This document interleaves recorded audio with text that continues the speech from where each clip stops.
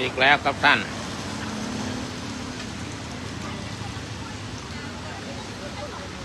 แจกตลอดปีฟรีตลอดไปนี่ไงวัดลบโมลีแจกอาหาร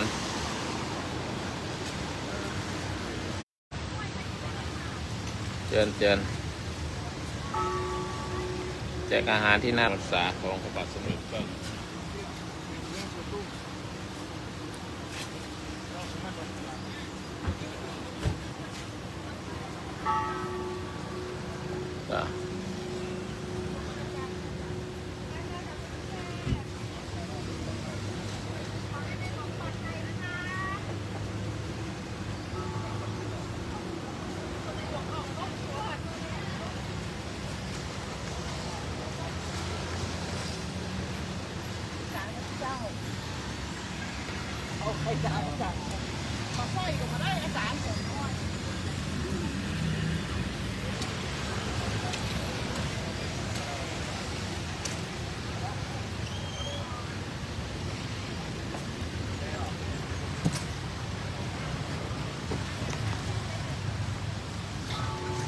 วัดลบโมลีแจกอาหารหนึ่งในวันเฉลิมพระชนมพรรษาพระบาทสมเด็จพระเจ้าอยู่หัว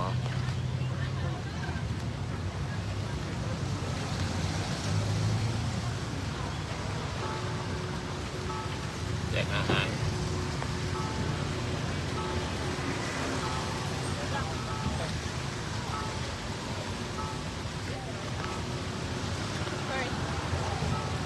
แจก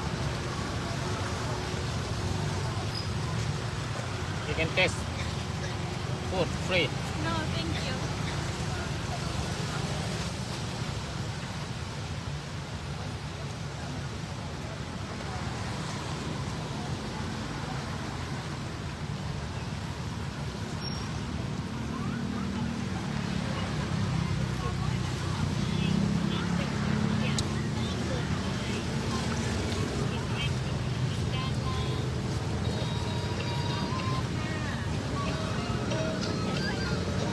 อ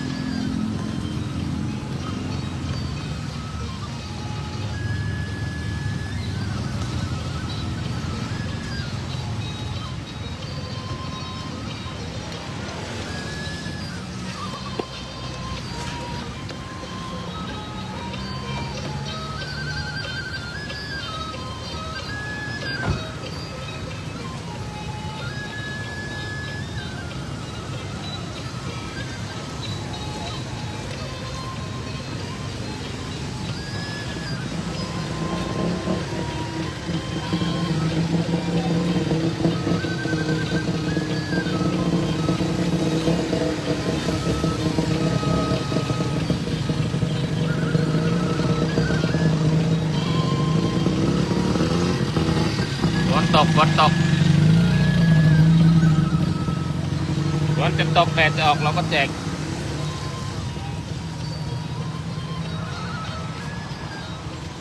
ฝนตกก็แจกแดดออกก็แจกฝนก็แจกฝนตกก็แจกฝนแดดออกก็แจกหน้าวัดโลกมลีเนื่องในสัปดาห์มหามงคลน้ำหาคนวันพวกนี้แจกทั้งวัน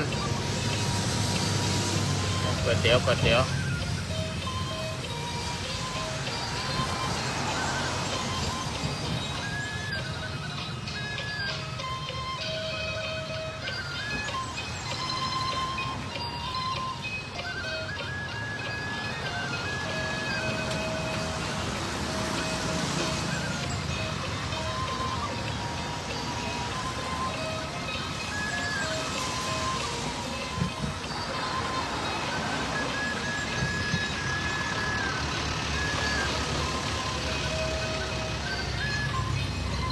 ยามนี้เราต้องช่วยกันบ้านเมืองมีศึกภัยสงครามต้องแจกจ่ายอาหารช่วยเหลือซึ่งกันและกัน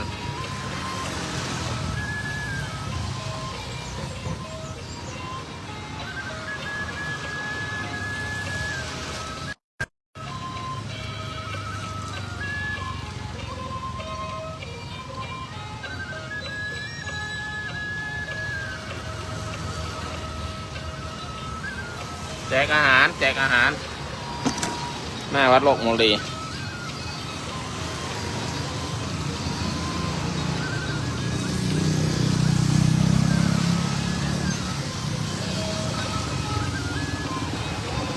แจกอาหาร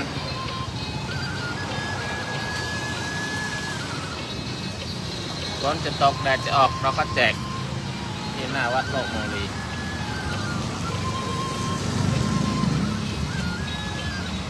แจกทุกวัน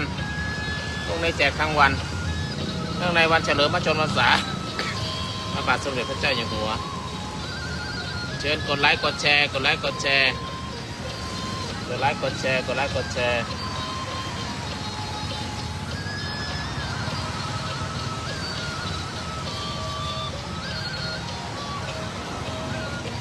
ฝนจะตกแดดจะออกเราแจกตลอดเลยแจกอาหารคุณจอดเราก็แจกใครต้องการอาหารแจกตลอดแจกหน้าวัดโลกโมลีหน้าวัดโลกโมลีวัดโลกโมลีเชียงใหม่วัดโลกโมลีเชียงใหม่ประตูช้างเผือกโดยพระครูไพบูลย์เจริญานุรักษ์ฝนจะตกแดดจะออกเราก็แจกในกลางฝนถ่ายเลยกลางร่มถ่ายทอดมาแจกเป็นประจำเนื่องในวันเฉลิมพระชนมพรรษาของพระบาทสมเด็จพระเจ้าอยู่หัวจะสำนึกในพระมหากรุณาธิคุณในความสนพระทัยประสบนิกรของปวงชนชาวไทยพระองค์ท่านมีความสนพระทัยในความเป็นอยู่ของประชาราษฎร์แล้วก็สนองตามพระราชดำริล้นเกล้ารัชกาลที่10ล้นเกล้ารัชกาลที่9ที่พระองค์ได้ทำเป็นเนติแบบอย่างมาแจกเชิญเลย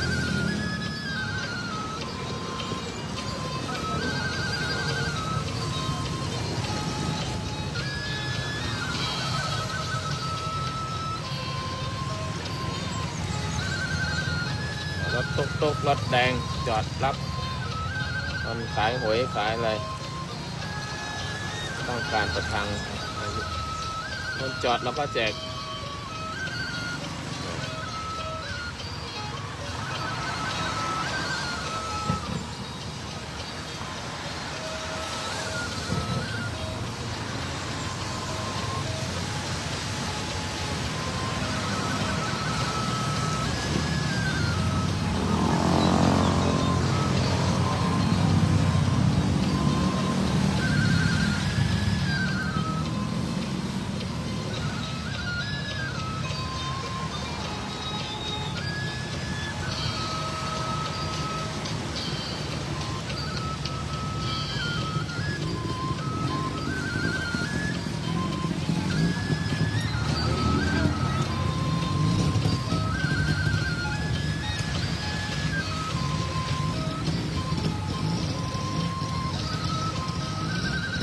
แจกหน้าวัดลงเลยแจกอาหารทุกเย็นตรงนี้แจกทั้งวันเฉลิมพระชนมพรรษาพระบาทสมเด็จพระเจ้าอยู่หัว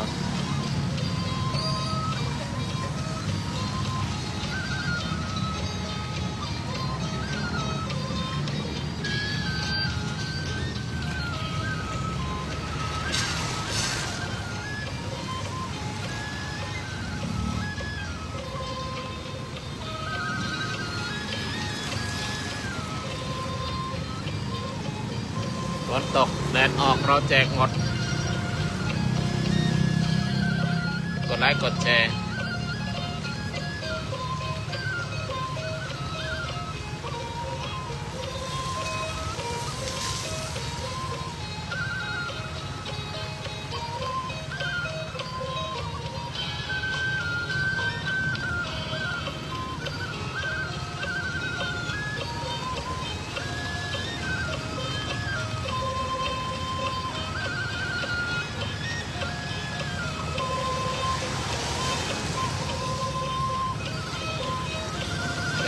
แจก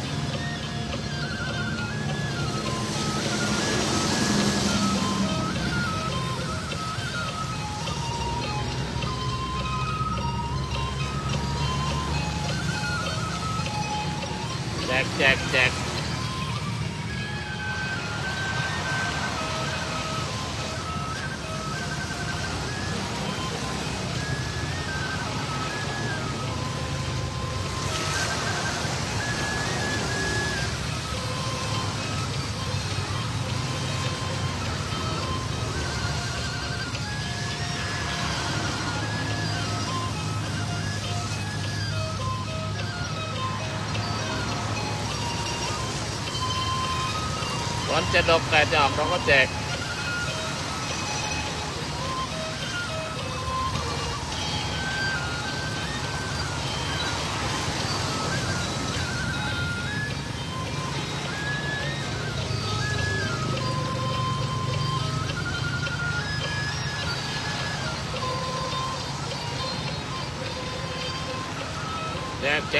แจก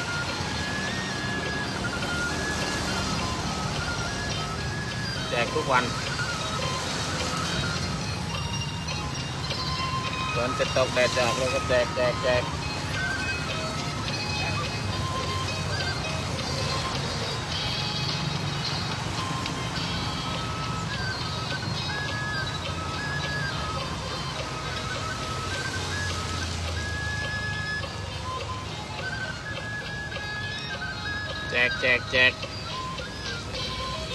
ตลอด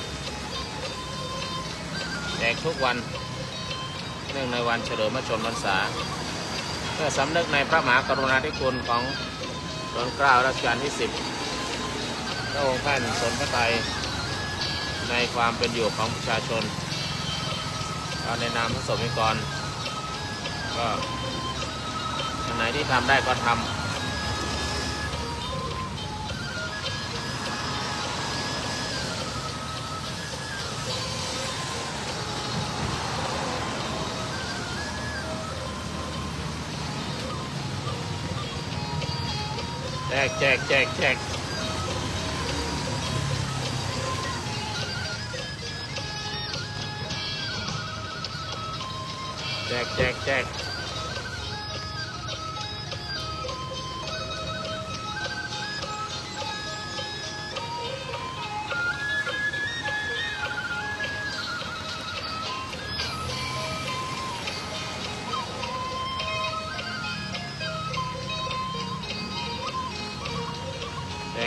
แจก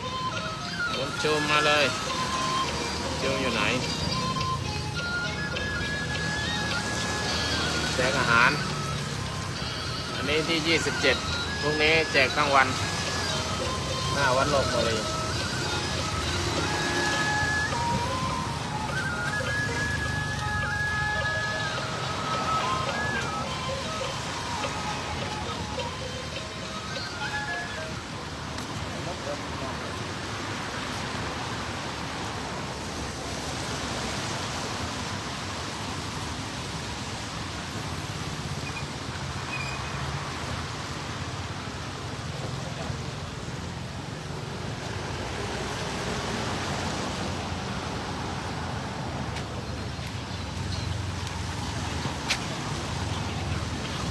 แจกแจกแจก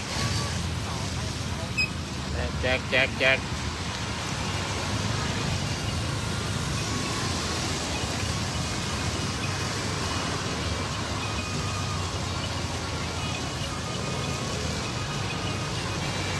กลางร่มตายแจก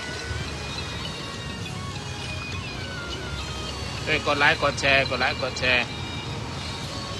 แจกแจกแจกแจกอาหารแจกอาหารหน้าวัดโลกโมลีเชียงใหม่ประตูช้างเผือกแจกแจกแจกแจกตลอดแจก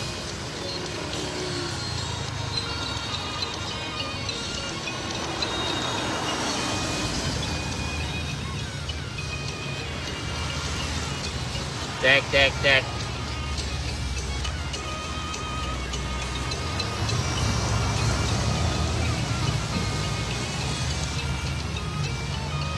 แจกแจกแจก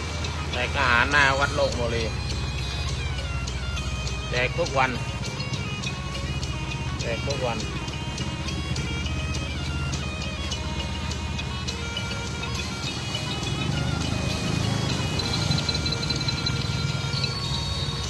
ฝนตกแดดออกเราก็แจกเนื่องในวันเฉลิมพระชนมพรรษาบาทสมเด็จพระเจ้าอยู่หัวสมเด็จพระชนกาธิเบศรเราแจก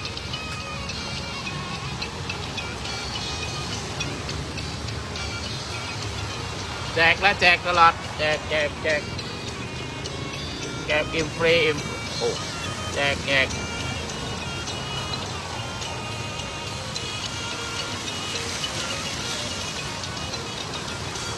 จากโลกโมลีเชียงใหม่โลกโมลีเชียงใหม่นี่วัดโลกโมลีเชียงใหม่มีผู้คนเข้ามาส่วนมากนักท่องเที่ยวมาทุกวันนะวัดเราไม่รวยวัดไม่รวยแต่เรารวยน้ำใจนะคนมาเที่ยวทุกวันไม่เสียค่าบัตรประตูค่าบัตรประตูไม่จ่ายมาถ่ายรูปมาทำคอนเทนต์คนมาทุกวันเราแจกแจกแจกโลกโมเลเชียงใหม่โลกโมเลเชียงใหม่โลกโมเลเชียงใหม่แจกแจกแจกให้กดไลค์กดแชร์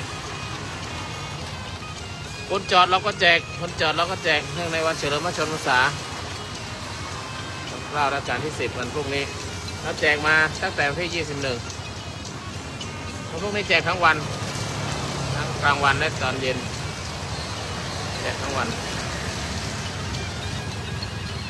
สายผ่านมาตอนนี้ก็แจกได้มีไข่ต้มเลยไข่ต้มไข่ดาวไข่ทอดไข่ของพระแม่จิรประภามหาเทวีไข่ที่ผู้คนนำมาแก้บนที่ไปบนไว้ความรักการเงินการงานถูกหวยก็มีแต่นั่นเป็นเรื่องของเขาใครบนอะไรก็ต้องสำเร็จก็มาแก้บนก็เป็นเรื่องของเขาไม่เกี่ยวกับทางวัดแต่ทางวัดมีหน้าที่ที่จะดูแลผลประโยชน์ดูแลไข่ดูแลอะไรถ้ามาแล้วไม่ให้มันเสียหายก็นำมาแจกต่อนำมาแจกต่อจ้ะนำมาแจกต่อฝนจะตกแดดจะออกเราก็แจกนี่วัดโลกโมลีวัดโลกโมลีแจกตลอดปีแจกตลอดปีช่วงเย็นนะวัดโลกโมลีแจกแจกแจกอาหาร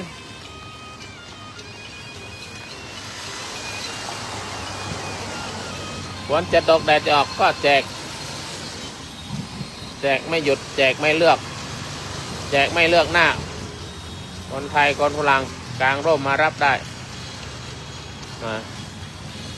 ใครรับเราก็แจกใครไม่รับก็ไม่ว่าอะไรขี่มอเตอร์ไซค์ขี่รถยนต์รถ4 ล้อคนจอดเราก็แจกคนจอดเราก็แจกแจกแจกแจกแจกแจกแจกแจกแจกแจกแจกแจกแจกแจกแจกวัดโลกโมลีเชียงใหม่โลกโมลีเชียงใหม่แจกโลกโมลีเชียงใหม่แจกวัดโลกโมลีโลกโมลีเชียงใหม่โลกโมลีเชียงใหม่แจกตลอด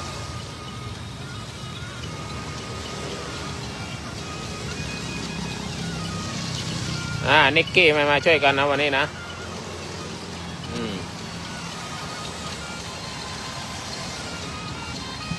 แจกแจกแจกแจกแจกแจกแจก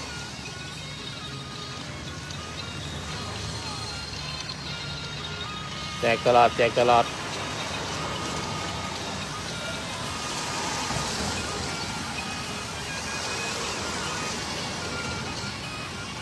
ฝนจะตกแดดจะออกเราก็แจกเนื่องในวันสำคัญวันเฉลิมพระชนมพรรษาพรุ่งนี้แจกทั้งวันพรุ่งนี้28แจกทั้งวัน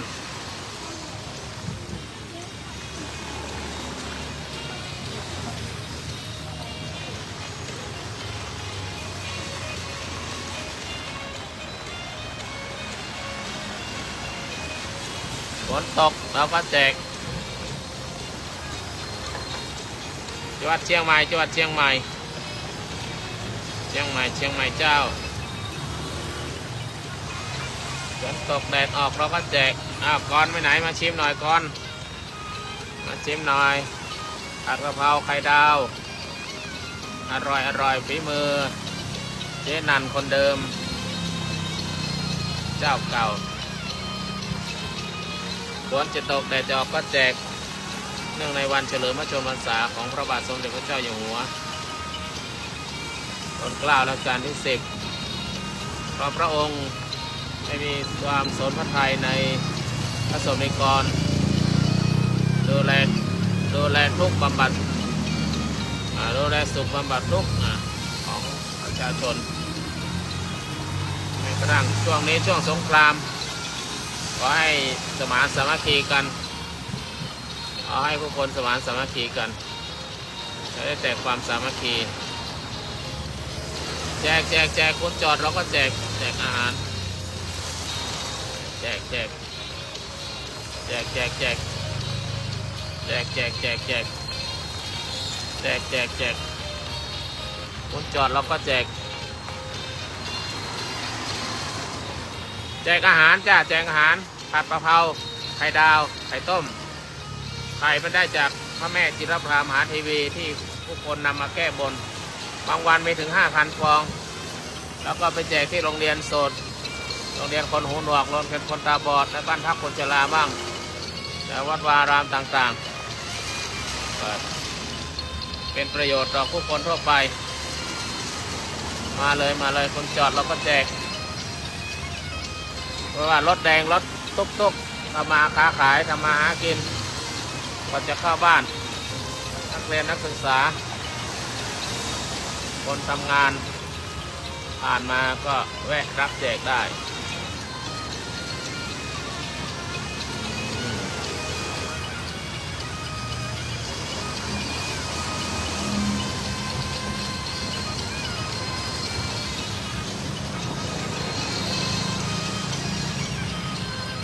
บีมแจก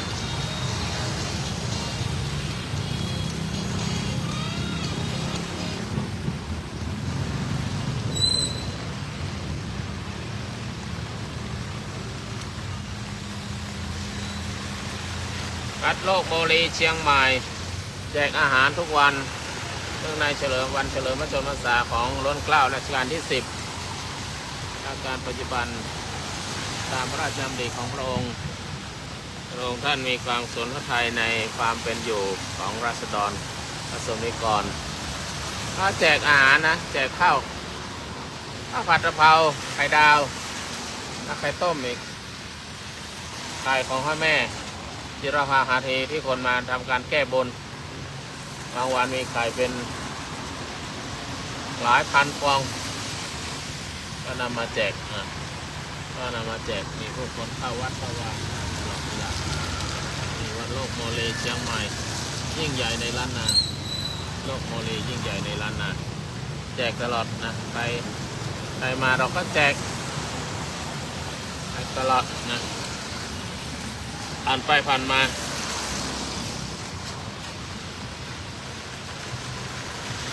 เชิญเราก็เชิญ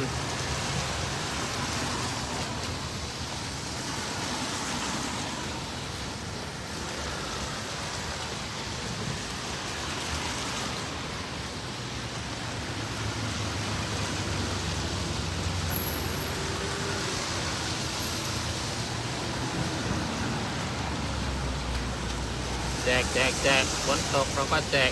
แดดออกเราก็แจกวัดโลกบุรีเชียงใหม่รถ4 ล้อแดงผ่านมาก็รับอาหารก่อนจะเข้าบ้านช่วยกันกดไลค์กดแชร์ใครจะไปแจกที่บ้านแต่ขอร้องอย่าไปแจกหน้าบ้านตัวเองนะอันตรายพวกคนสมัยนี้ไว้ใจไม่ได้บ้านไหนแจกเขาคิดว่าบ้านนั้นรวยเดี๋ยวจะมาปล้นมาจี้อีกให้ไปแจกตามหน้าวัดนะตามสถานที่ตลาดก็ห้ามแจกเดี๋ยวเดือดร้อนไม่ค้า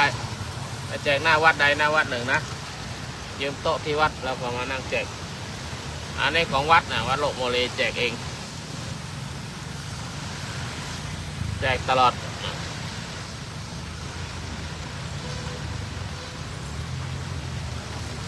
แจก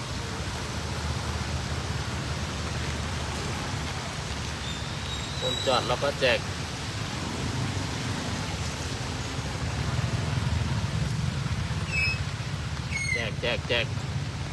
ฝนจะตกแดดจะออกเราแจกตลอดเนื่องในวันเฉลิมพระชนมพรรษาของรัชกาลที่ 10ผู้ทรงพระคุณอันประเสริฐช่วงนี้เป็นช่วงสงครามพี่น้องทางภาคตะวันออกเฉียงเหนือตอนใต้ก็ส่งกำลังใจไปแล้วขอให้ผู้คนทั้งหลายช่วงนี้ถ้าให้พักผ่อนให้เพียงพอแล้วก็ไปบริจาคเลือดตามสภากาชาติตามของจังหวัดนั้นๆนะท่านอยู่จังหวัดไหนก็บริจาคช่วยกันบริจาคนะเผื่อมีความจำเป็นที่ต้องใช้นะก็บริจาคไว้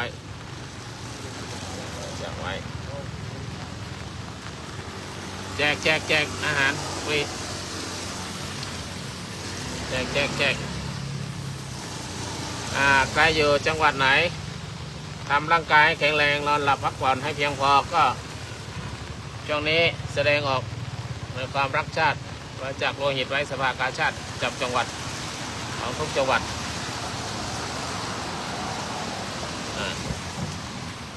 ขอบคุณคุณวาสนานะ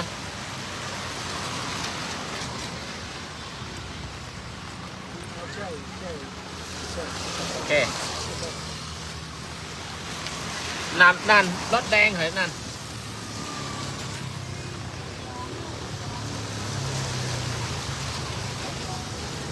นั่นมีคนนะ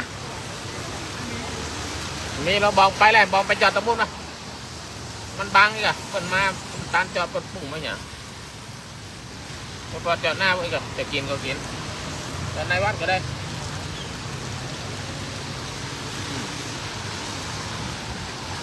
แจกใครผ่านมาผ่านไปรับแจกอาหารแจกไม่หยุดแจกไม่ยั้งแจกไม่อั้นบางคน2 จาน 3 จานก็มีแจกไปทานได้เท่าไหร่ก็ทานเลยนะมีคนละนะมันจอดตรงก้นอ่ะป้ายเนี่ยคนมาเนี่ยคนมาตานจอด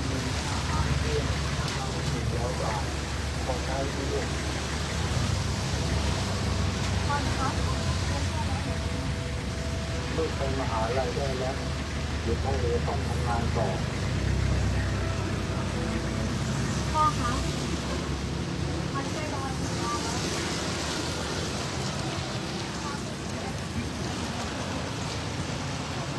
จอดบังเขา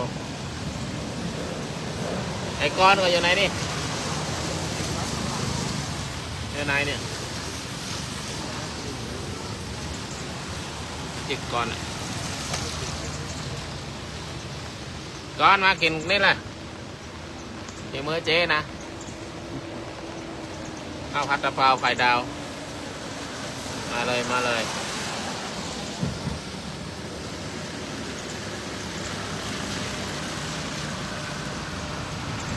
ได้หมดยัง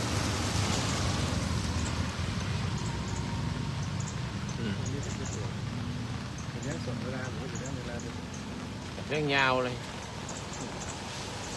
ชื่อมานับกันนะแต่10 โมงไปเลย10 โมงเทนหมดเลยข้างในว่าแล้วนอกข้างในครับ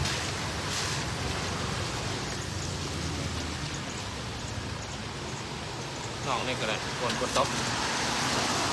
กแดดออกแดด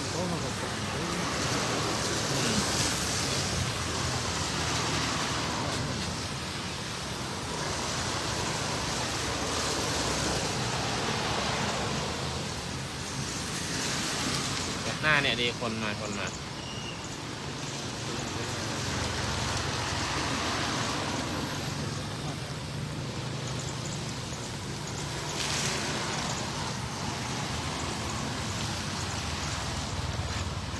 แจกกับข้าว ต้นเสียกันเลยต้น ไข่ต้มก็มีไข่ดาวก็มี500ทุกวัน ไข่ต้มค้างอีก500 ลูกใครจะมาแก้บนเนี่ยอย่าเอาไข่ต้มมาก็แล้วกันมันเก็บได้แค่2-3 วันเอาไข่ดิบมาแก้บนนะไข่ต้มมันมีอายุเสียเวลาต้มเลย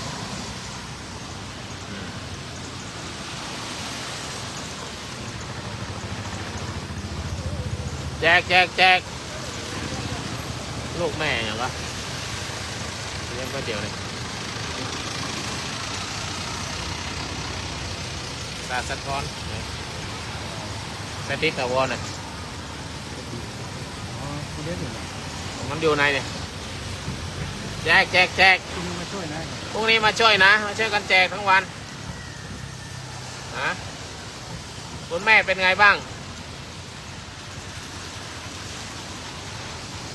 สถิตถาวรนะแม่ยัง แล้วให้คุณท แม่บุญธรรมสถิตถาวรสบายดีไหมเข้าพรรษาปีนี้ไม่เห็นหน้าเห็นตาเลยนะนอนวัดก็ไม่มาถามหาแม่บุญธรรมอายุมากแล้วมาได้แล้วก็แจกข้าวำเจ๊ เข้า แมมก็ไม่เห็น เจ๊แมม ขนาดถาม จะนานถามหนึ่งเนี่ยวันที่5นะที่5วัดกูเต้า5 ตุลาเราจะแจกก๋วยเตี๋ยวอีกมั้ย เจ๊มันก็แล้วจบ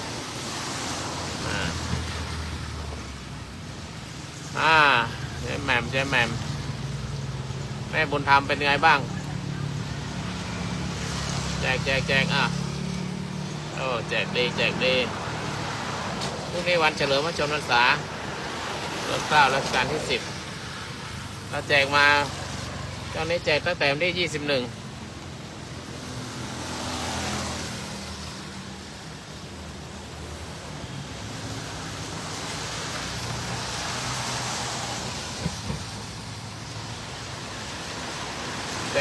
แจกมาเลยแจกได้แจกทุกวันแจกทุกวันแจกทุกวัน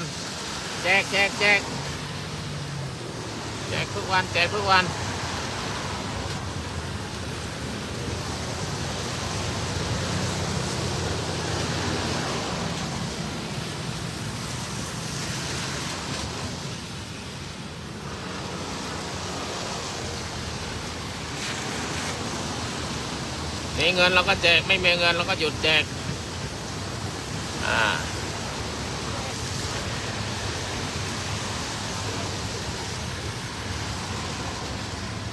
มีเงินก็แจกมีเงินก็แจกไม่มีเงินก็หยุดแจกมีไข่แล้วก็แจกไข่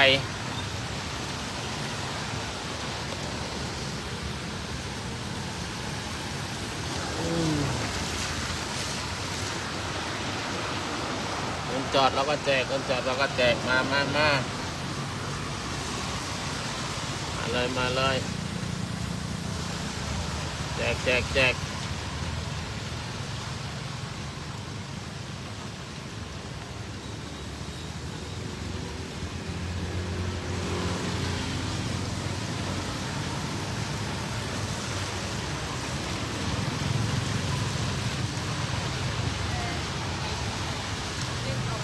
ฝนตกแดดออกเราก็แจกอาหาร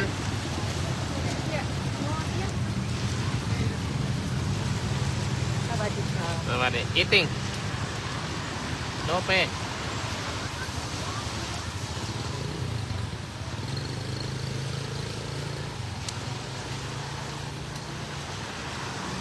อากาศร้อนอบอ้าวฝนจะตกไงกระจาง ร้อนอบอ้าวฝนตกปล่อยๆที่นี่วัดโลกโมลีนะวัดโลกโมลีโลกโมลีเชียงใหม่ติดกับคูเมืองด้านเหนือของตัวเมืองเชียงใหม่วัดโลกโมลีคำว่าโลกก็คือด้านโน้นเป็นตัวเมืองและมีที่ขั้นนี้เป็นคูเมืองคูเมืองก็อยู่ทิศเหนือก็คือโลกก็คือหมายเอาตัวเมืองเมาลีแปลว่าหัวไว้ศีรษะของโลกอยู่ทางทิศเหนือโลกเมาลีก็ว่าวัดที่อยู่ทิศเหนือของเมืองถ้าตรงเข้าไปลึกจะเป็นพระราชวังเก่าพระราชวังที่ประทับของเจ้าเมืองเชียงใหม่เฮตติ้งโนเปครับ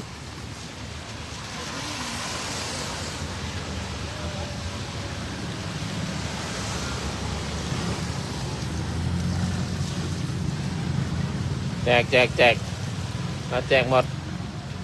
คนไทยคนฝรั่งคนจีนถ้าคนรับก็แจก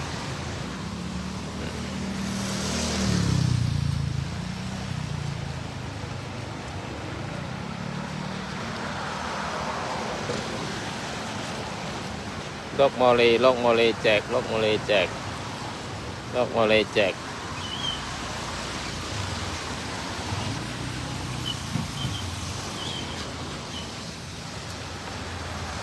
ฝนจะตกแดดออกแล้วก็แจก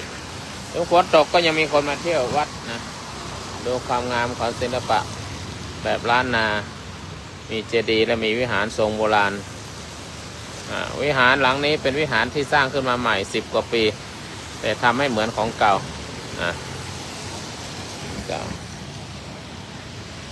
ใครผ่านไปมาได้วัดโลกโมลี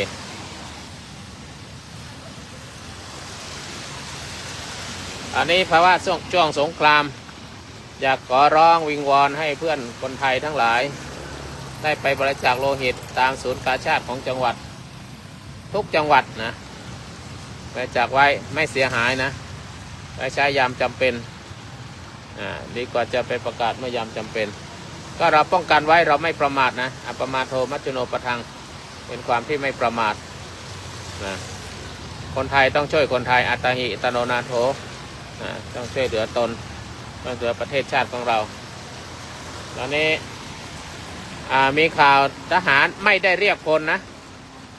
ข่าวเฟกนิวข่าวที่ไม่ปลอมที่ว่าทหารเรียกคนไม่มีเมื่อเช้าได้เห็นในคลิปบอกว่ายังไม่มีการเรียกคนกองหนุนอะไรต่างๆนะอย่าไปเชื่อข่าวลือนะ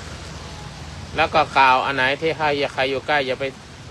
ชี้เบาะแสไปถ่ายว่าทหารเคลื่อนพลอาวุธยุทโธปกรณ์หรือสถานที่ตั้งของทหารจะเป็นชี้ช่องให้ศัตรูอย่าได้โพสต์นะอย่าได้โพสต์สิ่งที่ไม่ดี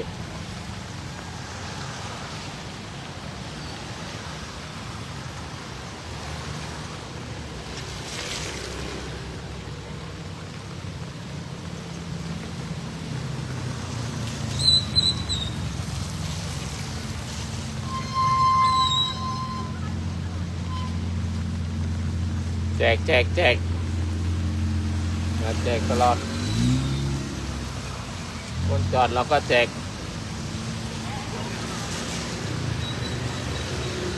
ฝนตก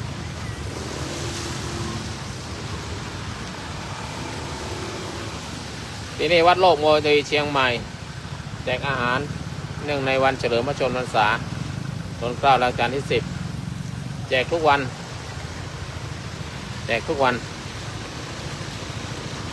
นี่วัดโลกโมลีเชียงใหม่แจกทุกวัน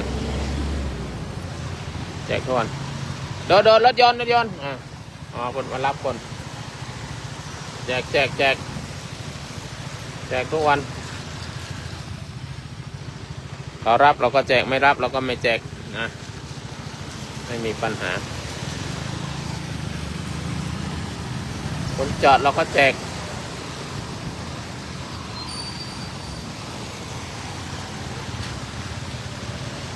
อากาศร้อนอบอ้าว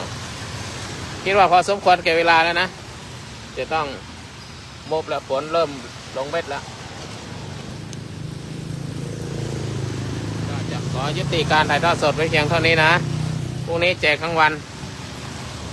คนนี้พาแม่บุญธรรมมาช่วยแจกนะ แจกมีอะไรมาแจกด้วยก็ได้ตรงนี้ที่วัดแจกกลางวันพรุ่งนี้เริ่มตั้งแต่10 โมงอาหารกลางเพลนนะที่นี่มีการแจกนะนี่วัดโลกโมเลสวยสดงดงามจ้ะมีการปิดทองพระพรหมนี่พระแม่จิรภามหาเทวีเป็นที่ประทับของพระองค์ท่าน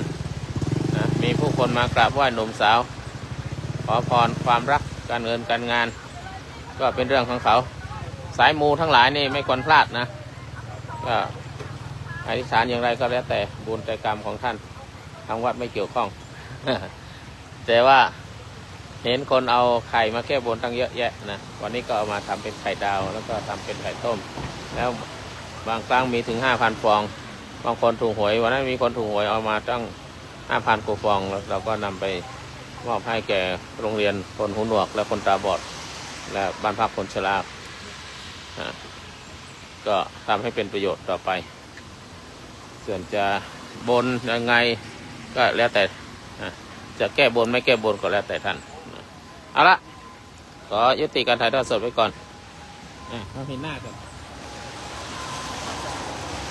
ขอความสุขความเจริญจงมีแด่ท่านทั้งหลายและขอถวายเป็นพระราชกุศลแด่ล้นเกล้าและการที่9ขอพระองค์ท่านเสด็จสูงสวรรคาลัยสูงยิ่งขึ้นไปล้นเกล้ารัชกาลที่10พระพันปีหลวงพระราชินีเชษฐาภคินีตลอดถึงพระบรมวงศานุวงศ์ทุกพระองค์ขอทรงพระเจริญเป็นร่มโพร่มไทรพระสมนิกรตราบนานเท่านานและขอถวายพระพรเป็นพระกุศลแด่สมเด็จเจ้าฟ้าหญิงพระเจ้ากิติภาของพระองค์ท่านทรงหายจากพระประชวรบุญเกิดจากการได้แจกอาหารน้อยนิดนี้ก็เป็นพระกุศลและขอถวายเป็นพระกุศลแด่ทุกพระองค์ในรัชกาลจักรีรวมไปถึงเป็นบุญเป็นกุศลไปถึงสมเด็จพระสังฆราชมหาเถรสมาคมทุกรูปพระสังฆาธิการทุกระดับชั้นรวมไปถึงพระสงฆ์สามเณรทั่วราชอาณาจักรมีแต่ความสุขความเจริญในธรรมของสมมาสมุทรเจ้านี่มาจากที่ไหนลูกคนต่างชาติต่างประเทศก็มาเอาละขอให้ทุกท่านมีความสุขความเจริญนะพวกนี้แจกทั้งวันนะพวกนี้แจกทั้งวันและอย่างหนึ่งช่วงนี้เป็นช่วงมีการสู้รบกันตามแนวชายแดนอยากให้พวกเราได้ร่วมกันบริจาคโลหิตกันทุกจังหวัดนะมันก็ไม่เสียหายอะไรถ้าเป็นการรักษาสุขภาพจะได้ดีไปด้วยนะแล้วยามจำเป็นก็จะได้ใช้นะก็บริจาคไว้นะแล้วก็ขอให้รักสามัคคีรู้รักสามัคคีกันคนในชาตินะประเทศชาติของเราจะมั่นคงปึกแผ่นได้ก็ด้วยความรักความสามัคคีของคนในชาติเป็นขอโมทนาท่านทั้งหลายนี่วัดโลกโมเลเชียงใหม่ก็ขอนำรายการจากไว้ก่อนนะพรุ่งนี้เช้าเจอกันใหม่แล้วก็มีการทำวัดสวดมนต์เย็นในเวลา 6:15 นาทีและตอนเช้าตอนเย็น 18:15 นาทีตอนเช้า 5:15 นาทีขอยุติการถ่ายทอดสดไว้ก่อนมาภาพพระครูไพบุญเจยานุรักษ์ประธานสงฆ์วัดโลกโมเลที่วัดโลกโมเลนี่ยังไม่มีเจ้าวาดนะเป็นประธานสงฆ์มีพระเดชคุณท่านเจ้าคุณพระธรรมเสนาบดีรักษาการเจ้าวาดหรือเจ้าวาดพระธาตุโดยเสพเจ้าหน้าภาค7เป็นผู้รักษาการโอ้มาจากไหนกันเยอะแยะ